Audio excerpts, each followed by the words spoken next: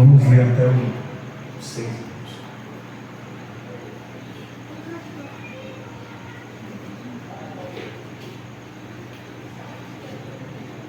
Está escrito assim na palavra de Deus: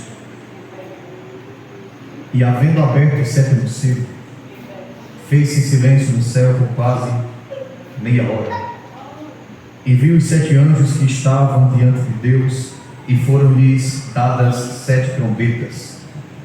E veio outro anjo, pôs-se junto ao altar, tendo incensário de ouro, e foi-lhe dado muito incenso para o pôr com as orações de todos os santos sobre o altar de ouro que está diante do trono. E a fumaça do incenso subiu, com as orações dos santos, desde a mão do anjo até diante de Deus. E o anjo tomou o incensário e o encheu do fogo do altar, e o lançou sobre a terra. E houve depois vozes, e trovões, e relâmpagos, e terremotos. E os 7 anjos que tinham as 7 trombetas prepararam-se para tocá-las. Pode sentar, irmãos.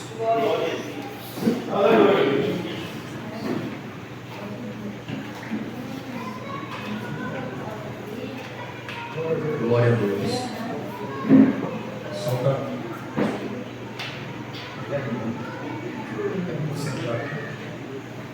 Irmãos,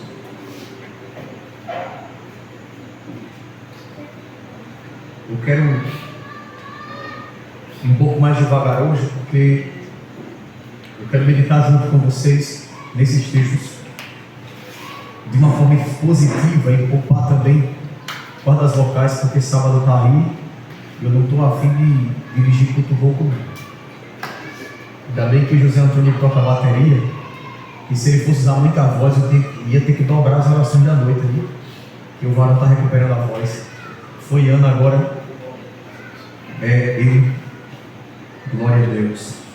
Eu estou feliz porque Deus tem dado graça sobre nossas vidas. Aleluia!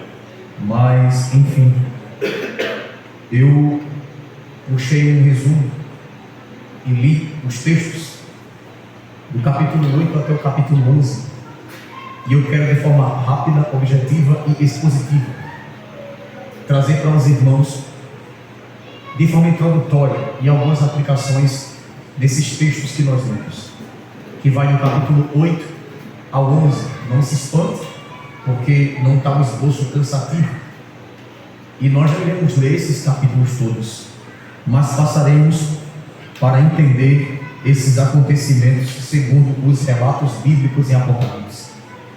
Queridos, passamos por uma sequência até o capítulo 7 aí, das 6 trombetas, perdão, 6 selos, desde o primeiro ao 6º. Houve também um interlúdio, uma pausa entre o 6º selo até o 7º selo, aonde nós vimos o povo que seria marcado por Deus, que seriam assinalados no capítulo 7, e que seriam salvos de perigos iminentes, ou seja, dos ataques diretos de Satanás. Por outro lado, esse povo assinalado, como vimos na semana passada, eles seriam, quem está comigo diga amém. Amém.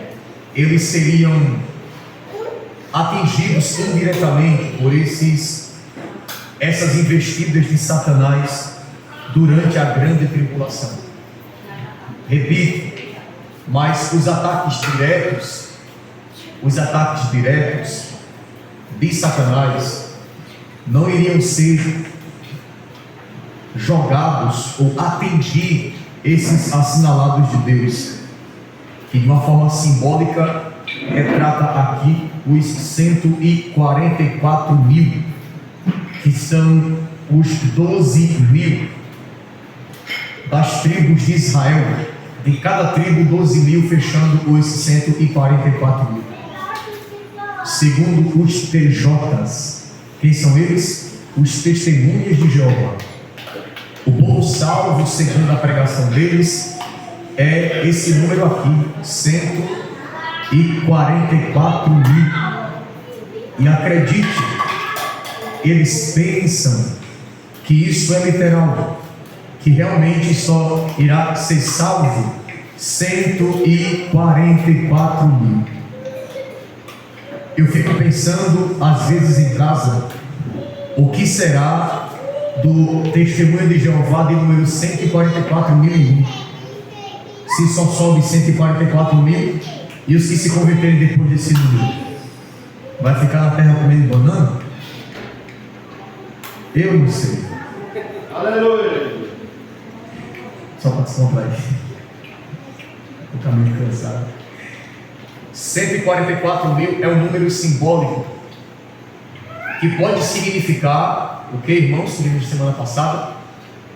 O número de pessoas salvas nesse período de grande tribulação, sendo estes judeus e também gentios, todos os povos que se converteriam, ou podemos também dizer os remanescentes fiéis na grande tribulação.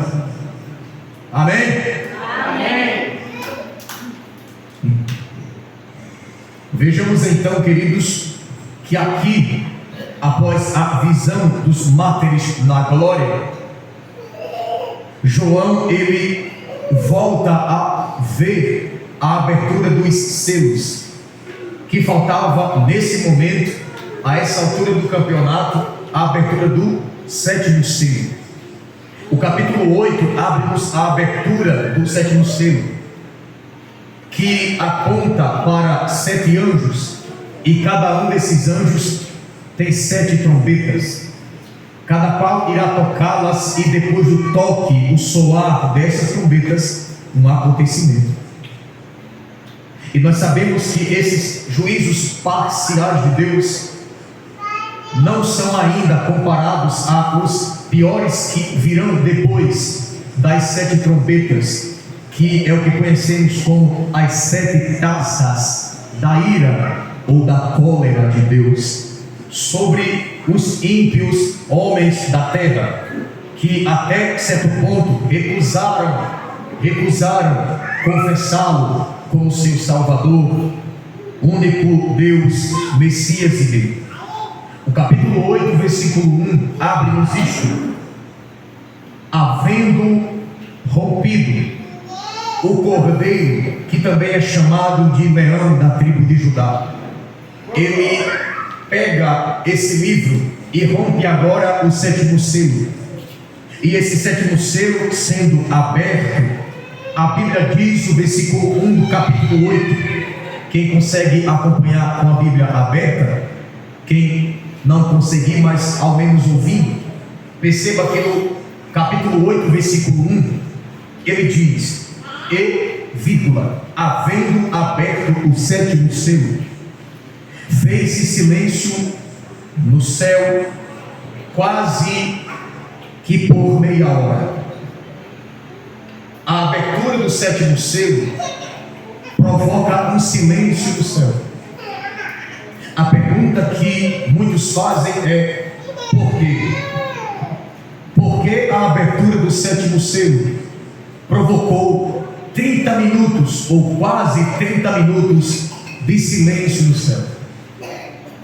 Você ousaria, arriscaria responder?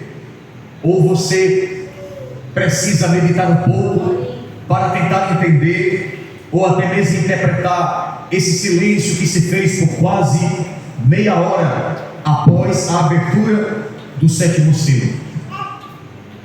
Segundo uma interpretação fiel, esse silêncio que foi feito após a abertura do sétimo selo seria por causa das coisas que viriam a acontecer, ou seja, o peso do juízo de Deus que viria após a abertura do sétimo selo eram mais pesados do que os que aconteceram, os que vieram na abertura dos 7 selos.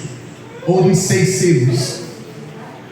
O que estava para acontecer no toque das 7 trombetas era mais pesado, ou é mais pesado do que as coisas que vinham acontecendo até o momento da abertura do 7º selo.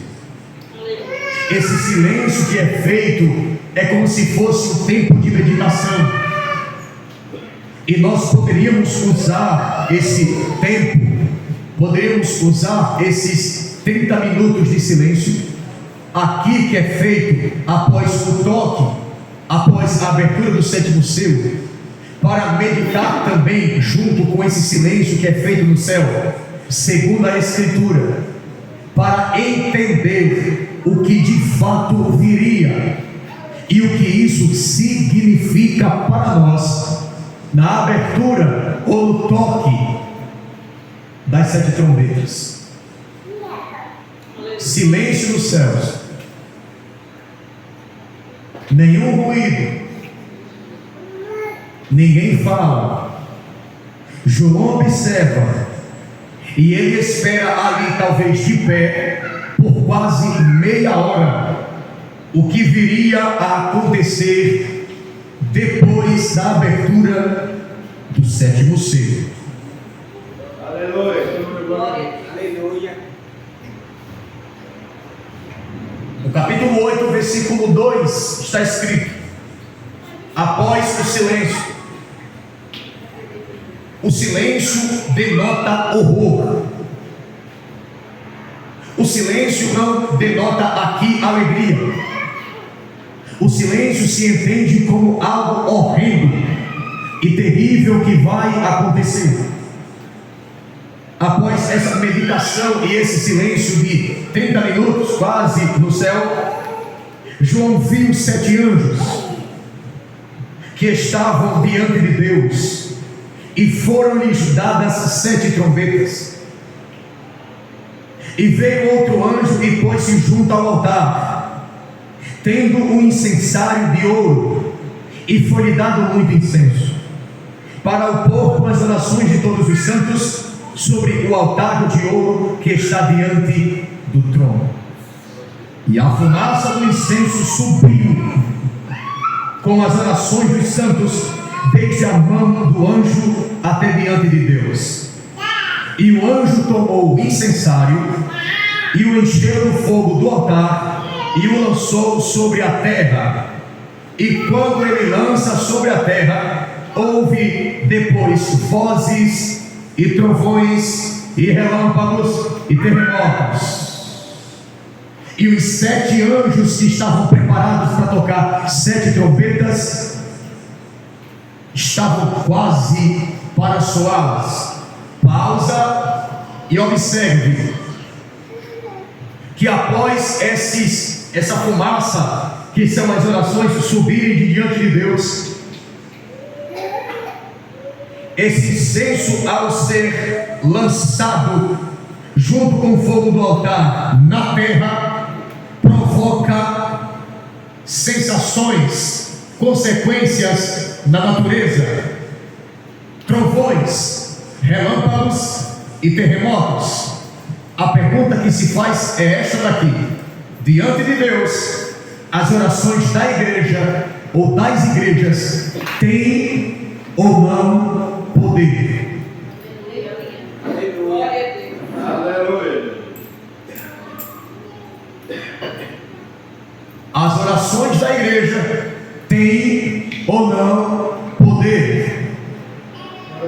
As orações que sobem diante de Deus, as orações que chegam como a fumaça de incenso diante de Deus, as orações que chegam a serem ouvidas por Deus, têm ou não têm poder?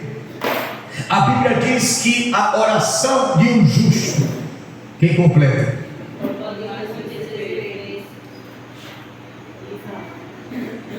Isso significa que a tua oração, ela tem um efeito.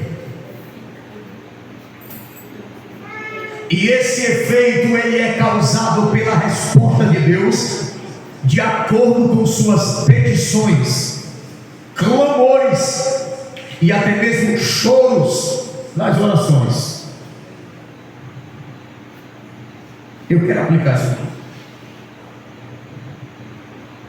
Levando em consideração o que nós vivemos nos dias de hoje e essa grande frieza espiritual, Aleluia. o que faz com que nós fiquemos pasmados como ministros, obreiros, pregadores, igreja de Deus, é saber que tem um povo que lê a Bíblia de capa a capa.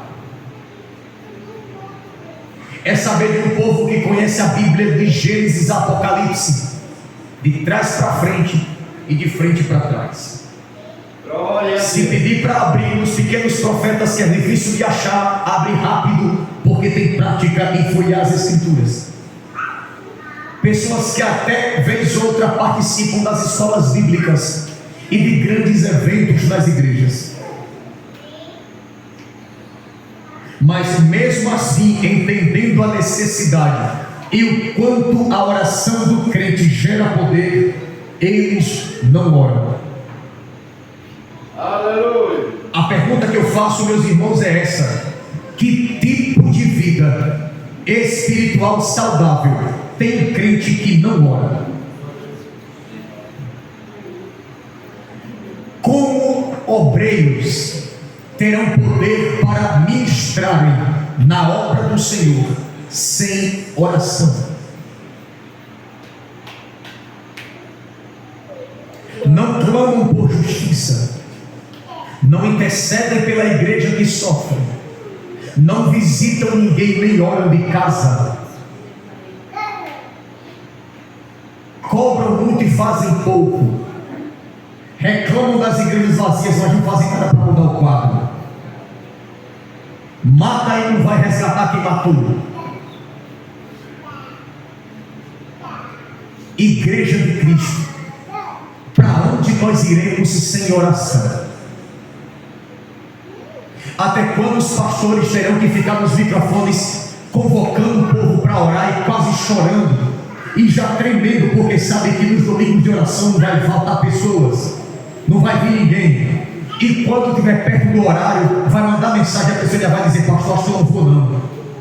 Aí dá suspense: eu acho que eu não vou, para o cara ficar preocupado. Que tipo de vida tem essas pessoas que não oram diante de Deus e ainda mentem dizendo que oram dentro de casa? Mentira! Porque se não tem prazer de orar na igreja, não ora dentro de casa. Presbítero João Filho, responda-me. Você tem liberdade para falar em voz alta, e se quiser o microfone eu cedo e vai para o YouTube do mesmo jeito, e eu corto a papo e boto no Instagram, tem mais seguidor. Esses obreiros aqui em Madureira de Zumbi, nas Madureiras regional, estadual e nacional, qualquer outra denominação evangélica, seja tradicional, reformada, pentecostal, qual for, a sua tribo, esses obreiros que chegam na igreja, que preferem ficar fazendo na frente do templo, a praça é nossa, conversando e não oram. Diga-me se esses camaradas oram dentro de casa. Não oram, porque se não tem prazer de orar no tempo que se cultua, a casa é pior do que tempo de maldição e prostituição. Porque casa que não tem oração entra em maldição. É bíblico e é real. É gente mesquinha, viciados em dopamina, que se satisfazem com qualquer coisa, mas não gastam sua vida no altar de Deus, vivendo a vida de oração. Sofrerão danos de grande tribulação. Que forças terão para suportarem os ataques de Satanás? E são tão sem vergonhas que apanham na doutrina, apanham nos cultos de domingo. O povo lá fora sabe do mau testemunho e mesmo assim não se conserta. E o glória é pouco mesmo. Aleluia. Glória a Deus. Ou a gente vai ter que chamar pregador de fora para ficar dando açúcar aqui. Glória a Deus. O livro era bem azedo. Mas quando ele desce, ele fica doce. A Bíblia, quando corrige, é amarga, mas quando praticada, gera bênçãos de Deus em nossas vidas. Crentes fracos vivem de promessas. Se possível, bate 9 horas só aqui. Não tem problema com isso, na-feira está chegando. Tem 2 semanas que eu prego um jeito. E se não tiver ninguém lá na porta, bota a caixa prego lá fora. Aleluia. Crentes fracos que vivem de promessa. Promete carro. Promete carro. Me dá, pastor. Eu vou fazer. Eu vou visitar. Eu vou ensaiar. Eu vou. É uma nova função. Dá o carro. Dá o carro. Dá o carro. Para ver. Visionários de altar. Tira o altar para ver se é crente. Tira o carro para ver se é crente. Eu louvo a Deus. Eu louvo a Deus por aqueles que dizem: eu não quero. E por que tu não quer, varão? Por que tu não quer, varoa? Porque é difícil, é complicado e eu não estou aguentando mais. Parabéns, é com você que Jesus conta. Deus não trabalha com gente desocupada. Esses camaradas que ficam no sofá soltando peito dentro de casa o dia todo, que não faz nada para Jesus, soltando peito dentro de casa, acham que são poderosos, não têm unção de Deus, fracos, sem força espiritual, e se vê demônio, corre com medo. Chama pastor, chama até macumbeiro para tirar, mas não tira, porque não tem poder de Deus.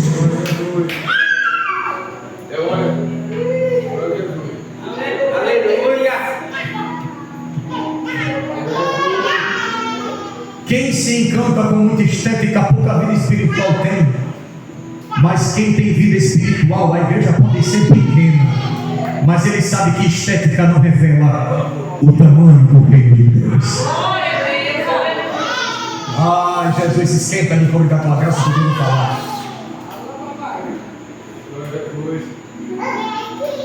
Que ataque, José Antônio, espiritual, a gente suporta, a gente ora.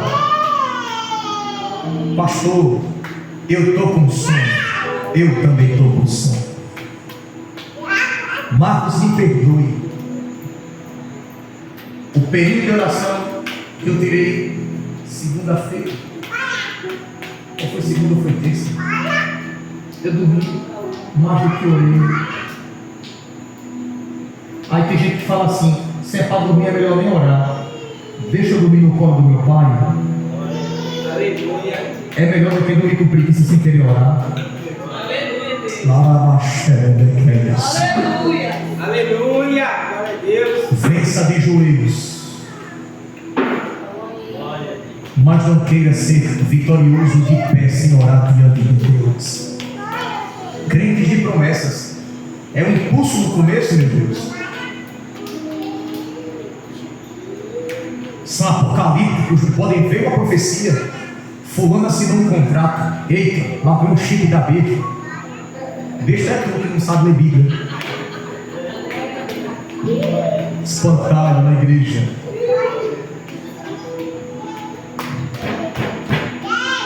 Jesus está falando.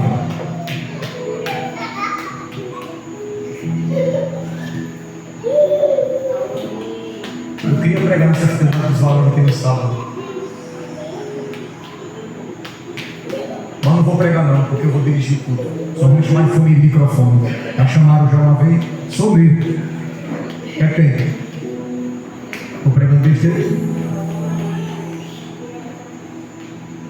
As orações que geram poder são orações feitas diante de Deus e vividas por aqueles que se levantam para ter uma vida poderosa diante dele.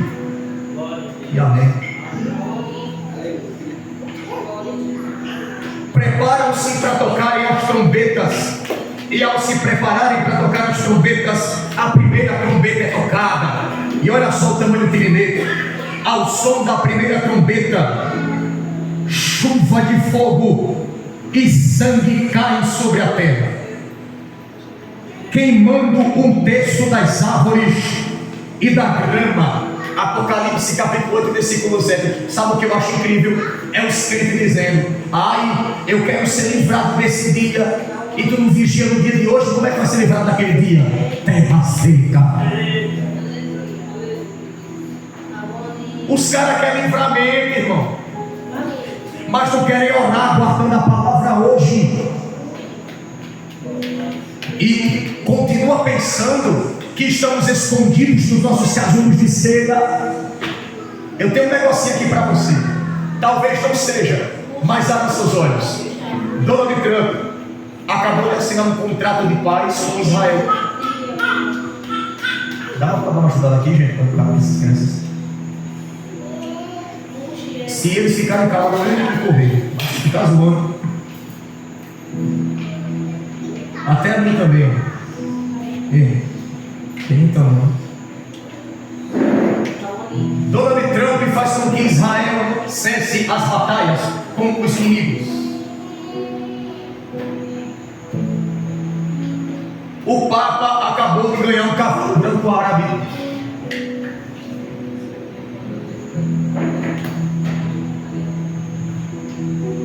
Parece muito com o que é visto em Daniel capítulo 9. O vitorioso do cavalo branco que sai para vencer com um arco. Capítulo 6 de Apocalipse. Que seria o anticristo, que é religioso e que se faz de Deus, e que tudo que ele fala tem que ser seguido. É bem parecido com o que os papas fazem. E agora um outro que traz um tratado de paz. Embora que não seja, mas se fosse isso, estaríamos aqui abrindo o período de 7 anos de grande tribulação.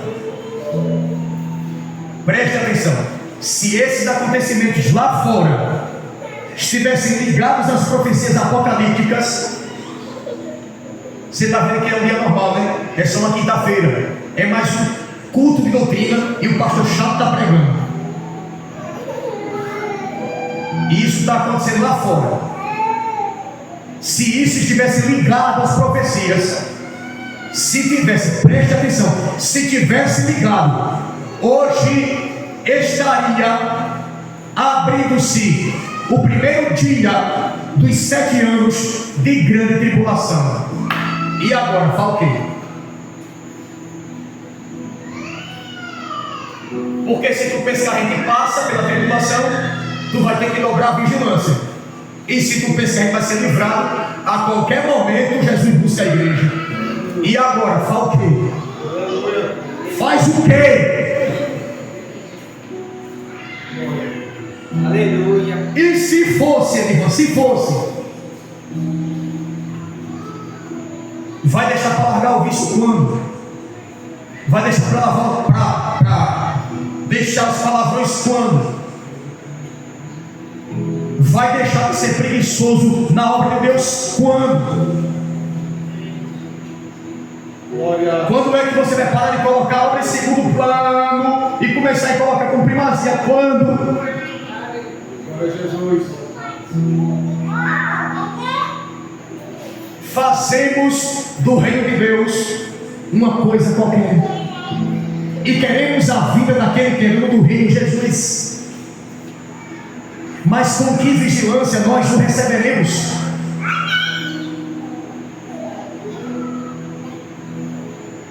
O que cai no toque da primeira trombeta é sangue, é fogo. Essa saraiva aqui não é fogo não, é chuva de granito. Aí é granito misturado com fogo. É meteoro caindo do céu, acabando com tudo. Na grande tribulação. Versículo 8, versículo 7, perdão. E houve saraiva e fogo misturado com sangue, e foram lançados na terra, que foi queimada na sua terça parte. Queimou-se a terça parte das árvores, e toda a erva verde foi queimada. Agora você percebe que a Bíblia diz que é queimado a terça parte. Não é a terra toda não. Você sabe por quê?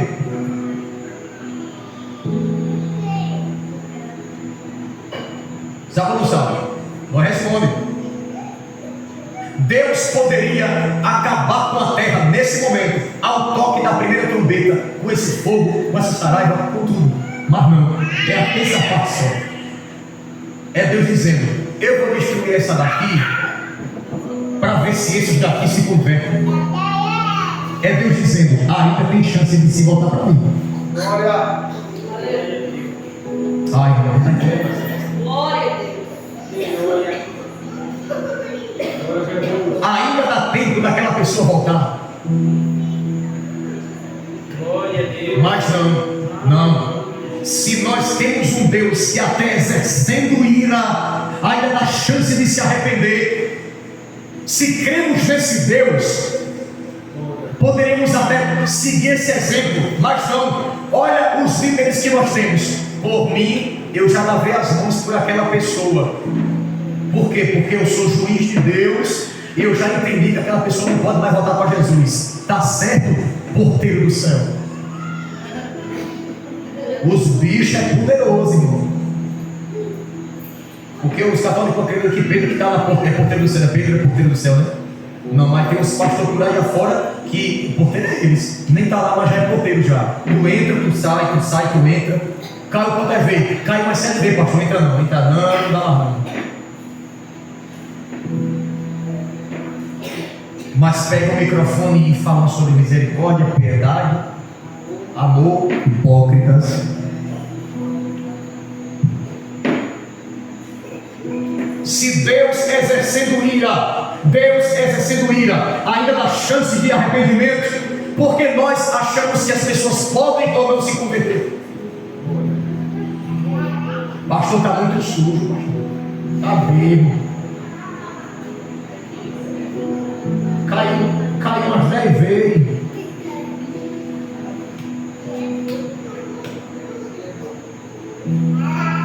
E o réu pode levantar de novo.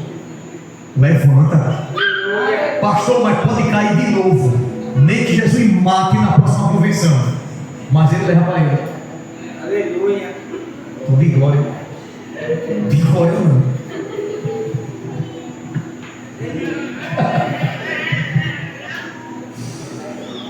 Oh Jesus, me cobre com glórias. Ao som da segunda trombeta, uma montanha de fogo é lançada no mar, matando 1/3 das criaturas marinhas. Versículos 8 e 9. Mais uma vez no texto, não é tudo. É Deus dizendo: voltem-se, ainda dá tempo. Lembra não? Israel pecando contra Deus, em cativo, sendo punidos pelo seu pecado. O que é que Deus fazia? Deus fazia o quê? Chamava-os ao arrependimento. Deus levantava profetas para esfregar na cara deles o pecado. E quando eles diziam: vocês estão aqui por causa disso, mas assim diz o Senhor: olhai para mim e viveis. Aleluia. Ah, Jesus. Eu gosto de Jó, porque ele cita o texto que eu amo. A árvore cortada, ela tem raízes, e se a raiz estiver seca, eu vi não acontecer. Eu já plantei, já arranquei.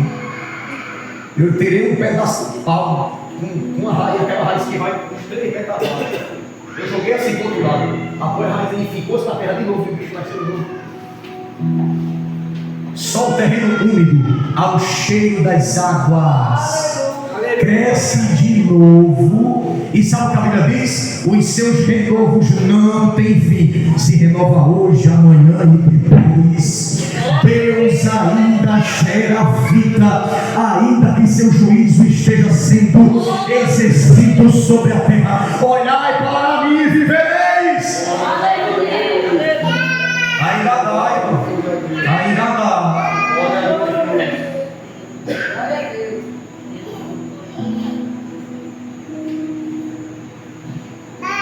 Ao som da terceira trombeta, uma estrela cai do céu, contaminando o terço das águas doces.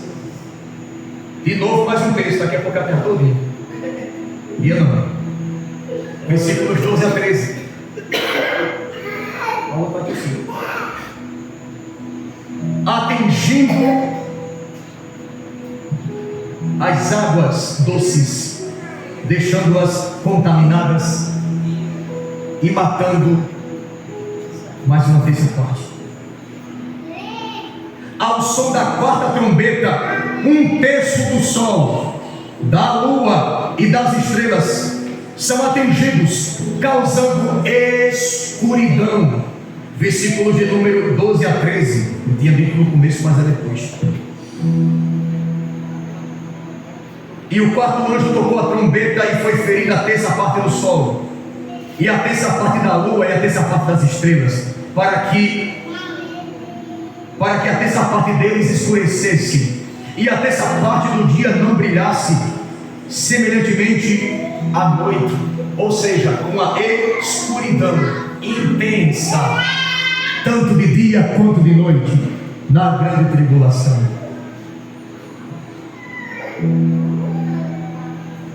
Ah, Jesus. Após o toque da quarta trombeta, João levanta seus olhos e diz: eu vi um anjo voar pelo meio do céu, dizendo com grande voz: ai, ai, ai dos que habitam sobre a terra, por causa das outras vozes das trombetas dos três anjos que hão de ainda tocar.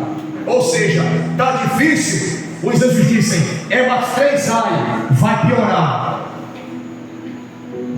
Porque depois de morrer peixe, morrer vegetação, escurecer a terra, contaminar as águas, morrer gente, vocês ainda assim não se rendem a Deus.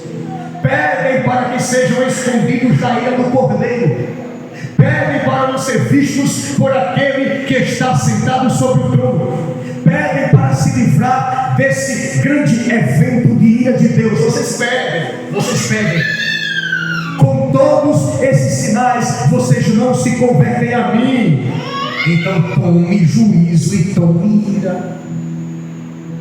A Bíblia diz que esses que foram caracterizados pelo pecado estão encerrados debaixo da ira de Deus. Pregue certo.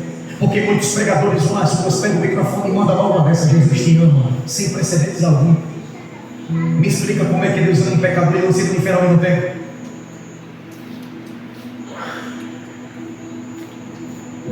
Deus ama o seu plano de salvar e ama a todos da salvação. Mas aqueles que estão sendo cauterizados e deixando, se abandonando e abandonando a Deus, estão encerrados debaixo da ira de Deus e sofrerão o dano da segunda morte. Ainda a solução: voltando-se para Deus, se convertem, e se não vigiar, nem crente escapa.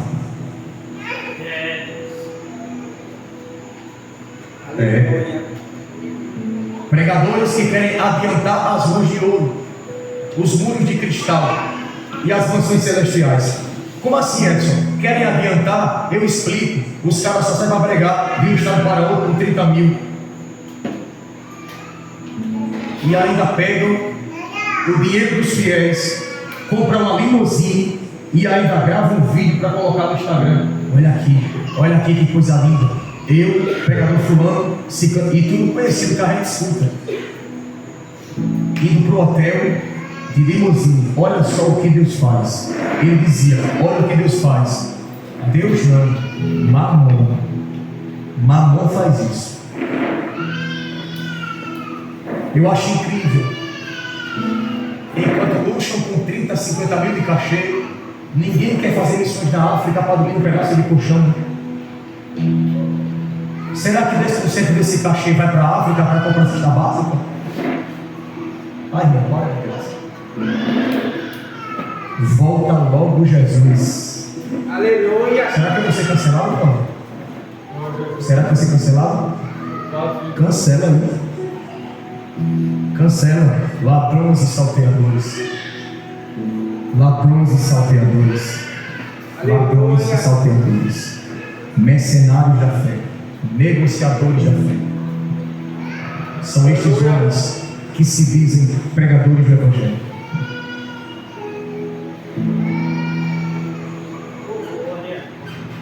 O capítulo de número 9 abre as 5 trombetas. Aquelas que viriam após, vem a quinta, a sexta e a sétima. Ao som da quinta trombeta, gafanhotos saem do poço do abismo para atormentar aqueles que não têm o selo de Deus. Para atormentar aqueles que não têm o selo de Deus. Capítulo 9, versículo 1 ao 4. Na quinta trombeta, tem um povo que está assinalado e tem um povo que não está assinalado. Segundo as Escrituras, estes assinalados não sofrerão os danos desses gafanhotos. E veja que a Bíblia diz que esses gafanhotos saem do abismo. E o que isso significa? Que não são gafanhotos gigantes, porque quando eu li isso aqui pelas primeiras vezes, lá no início, mãe ali para mim, no caso, eu pensava nos gafanhotos gigantes voando. Tem gente dizendo que é um helicóptero, que é não sei o que, tem carro que quer. Oxi, tá lendo isso aí agora.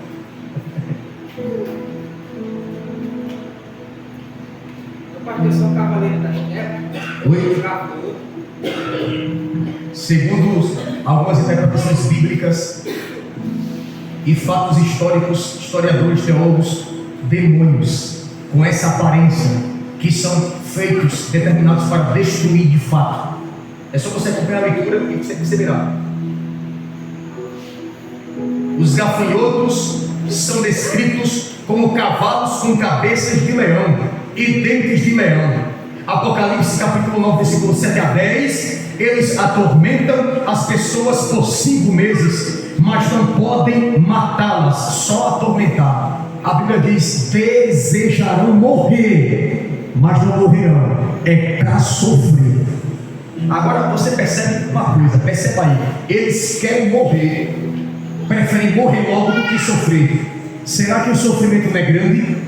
Eles preferem morrer do que sofrer na mão desses demônios, na mão desses gafanhotos. Porque para eles a morte é um alívio, mas não sabendo eles que morrendo ali serão condenados. É Deus apertando e dizendo: olhai para mim e viverei. A terça parte se foi da vida marítima, águas contaminadas. O mundo se escurece em sua terça parte e ninguém se converte. Deus não destrói por completo. É Ele dizendo: ainda tem como se voltar para mim. O capítulo 24 de Mateus ainda não havia se cumprido por completo aqui, nem se cumpriu, quando a Bíblia diz que depois daqueles dias o sol se escurecerá, a lua não dará a sua luz, as estrelas cairão no firmamento. Jesus estava resumindo todo esse livreto. Jesus estava resumindo todo aquilo que está escrito aqui e relatado por João. A gente vai chegar aí. Ao som da sexta trombeta, quem está entendendo, diga amém. Não tem dificuldade não. 4 anjos que estavam presos no rio Éufrates são soltos para matar 1/3 da humanidade. Agora o negócio fica pesado, porque são anjos que são soltos para matarem. Podemos chamar de anjos da morte, para matarem a terça parte da humanidade. Você vê isso no capítulo 9, versículo 13 a 15. Os cavalos que os anjos cavalgam têm cabeças de leão e caudas de serpente. Isso é simbólico para denotar o poder destrutivo, porque sabemos que serpente trai, serpente também denota o próprio Satanás. Serpente é algo maligno segundo a pré-figura bíblica. E o leão é um bicho que tem autoridade. Leão, um animal que expressa ferocidade. Logo, são destrutivos e são soltos para matar. E aqui se encerra o toque da sexta trombeta. O capítulo 10 João vê um anjo com um livrinho. E segundo ele, o capítulo 10, versículos 1 e 2. Acompanha comigo e veja aí. E vi outro anjo forte que descia do céu, vestido de uma nuvem, e por cima de sua cabeça estava o arco celeste, e o rosto era como o sol, e os pés como colunas de fogo, e tinha na mão um livrinho aberto, e pôs o pé direito sobre o mar e o esquerdo sobre a terra, e clamou com grande voz, como quando brama o leão. E havendo clamado, os 7 trovões fizeram soar as suas vozes, e sendo ouvidas dos 7 trovões as suas vozes, eu ia escrevê-las, mas ouvi uma voz do céu que dizia: sela o que os 7 trovões falaram, e não escrevas. Tu está percebendo aqui que teve coisa que ele não pôde escrever? Lembra-se de Paulo? Quando Paulo fala para os Coríntios dizendo: eu conheço um homem que subiu ao terceiro céu, se em corpo ou em espírito eu não sei, mas ele subiu. E segundo Paulo, ele viu coisas que são indizíveis, ou seja, homem algum conseguiria entender por causa do peso da glória que se viu lá. Aleluia. E não foi permitido por Deus que ele escrevesse dizendo o que ele tinha visto. Mas escute, a Bíblia diz que não se ouviu em nenhum ouvido, nem na mente alguma, nem subiu em nenhum coração aquilo que Deus preparou para aqueles que Ele ama.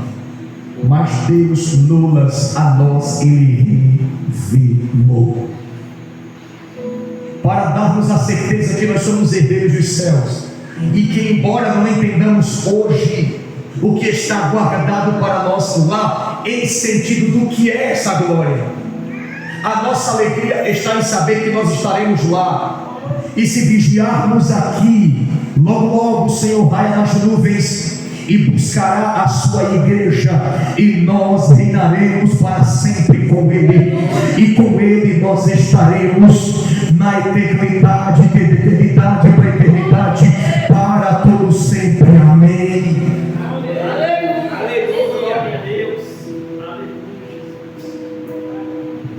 Os versículos 8 a 10, João é instruído a comer um livrinho.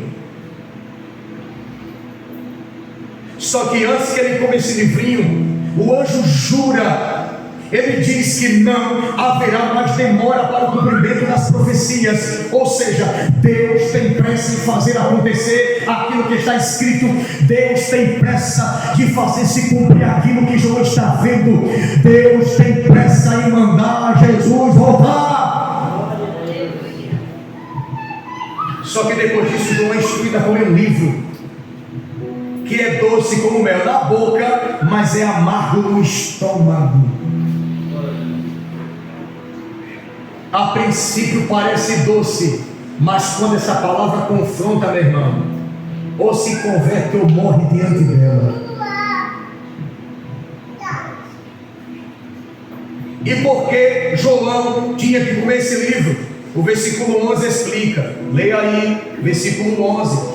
E disse-me: importa que profetizes outra vez a muitos povos e nações e línguas e reis. Ao que nós encontramos hoje, um bocado de falso profeta querendo profetizar sem ter Bíblia nenhuma.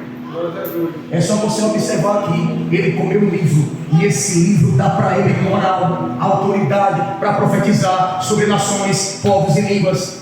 É um bocado de pregador querendo pregar sem Bíblia. É só poder, rodopio e movimento. Meu filho, movimento sem Bíblia não é do céu, e fogo sem palavra é estranho. Pode ser qualquer um, macumba, candomblé, baal, o que for, mas Bíblia não é. Movimento pelo Espírito só vem segundo a pregação da palavra. E para que se feche, para que não fique para a semana que vem, pois eu quero adiantar as mensagens. O capítulo 11, abrimos sobre as 2 testemunhas. Deus dá a João uma cana para medir o templo e o altar. Depois disso, 2 testemunhas se revelam para profetizarem por 1260 dias. Que dá exatamente quantos anos? 3 anos, 3 anos, 6 meses, 3 anos e meio, que seria o período da grande tribulação, uma parte. Você se arriscaria a dizer quem são essas 2 testemunhas? Está atualizado. A Bíblia não aponta diretamente quem é, e em Apocalipse não diz quem são, mas pela descrição você consegue entender o que ele diz. Um pode fazer parar de chover, e o outro, se orar, cai praga do Egito, um bocado de coisa.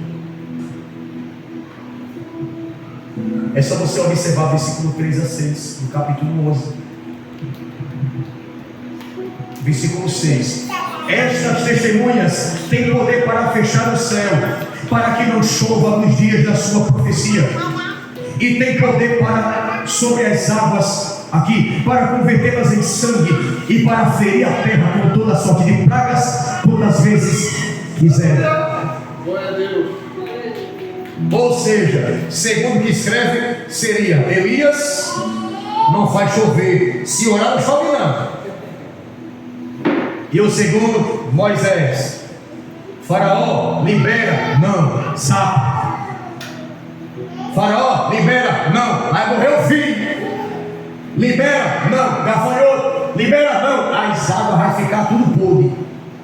Vai liberar, não? Rapaz, vai perder o filho. Vou não, tome moça. Libera logo, rapaz. Não, o teu filho vai morrer. Tome pulga. Libera os cabas, libera os hebreus. Libera o não, rapaz. Vai liberar não? Pois tá certo. Peraí. Papai, dá um brilho aqui, né? Morre os primogênitos. Faraó libera. Leva esse povo daqui. Não compensa, Faraó. Não compensa. E Elias chama profetas de Baal para que eles disputem.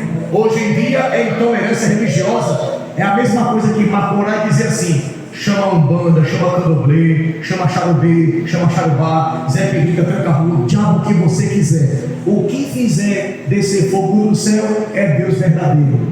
Elias hoje era crucificado, condenado, preso e tudo que não prestava mais. Era preso pelo FTV. Era, com certeza. Ele é. 3 anos e meio. A besta, ela mata as 2 testemunhas, e os seus corpos são colocados na praça da cidade. Para quê? Para ser humilhada. Depois de 3 dias e meio, Deus ressuscita as 2 testemunhas e elas sobem ao céu. Um grande terremoto acontece e a cidade é destruída. Era Deus dizendo: peraí, que tu vai ver o que está por vir. E no toque da 7ª trombeta, o reino de Deus é anunciado e vem o julgamento final, porque está escrito no toque da 7ª trombeta: os 24 anciões que estão assentados em seu trono diante de Deus prostraram-se sobre seu rosto e adoraram a Deus, dizendo: graças te damos, Senhor Deus Todo-Poderoso, que és e que eras e que has de vir, que tomaste o teu grande poder e reinaste, e iraram-se as nações e veio a tua ira, e o tempo dos mortos para que sejam julgados, e o tempo de dares o galardão aos profetas dos servos, e os santos e aos que temem o teu nome, e pequenos e grandes, e o tempo de destruíres e os que destroem a terra. Abriu-se no céu o templo de Deus, e a arca do seu concerto foi vista no seu templo, e houve relâmpagos, vozes e trovões e terremotos e grande saraiva. Era Deus dizendo: não importa quem esteja na terra, grande, pequeno, rei, potestades e principados, quem manda na terra sou eu, quem manda no céu também sou eu. E se ele quiser dar seu dono a seu filho, ele pode dar. Como está escrito: o reino dos céus passaram a pertencer ao nosso Senhor Senhor é Jesus. Ele é adorado, exaltado para sempre. Quem manda é Jesus, quem governa é Jesus. E é nele que nós esperamos. E é nele que a igreja está. Amém? Amém. Amém. Glória a Deus. Capítulo 12. Estou brincando. Jesus.